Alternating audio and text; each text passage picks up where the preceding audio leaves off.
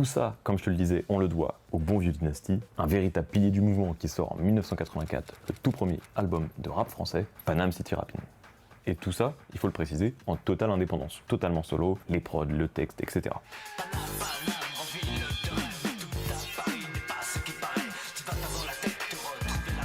Le gars était déter.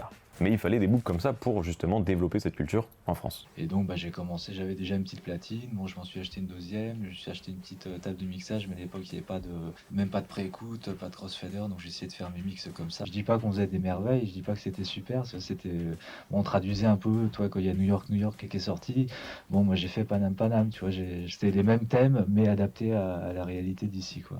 Et pour que tu vois à quel point le mouvement rap était minuscule à cette époque, dis-toi que Monsieur Dynasty, que tu vois actuellement là sur cette photo, avait noté au dos de chaque vinyle son numéro de téléphone. Et en plus de ça, pour ramener un maximum de monde au terrain de la chapelle dont je te parlais tout à l'heure, il faisait des flyers lui-même à la main qu'il venait glisser en scred dans les vinyles de rap, de funk, dans les disquaires qu'il y avait autour de chez lui.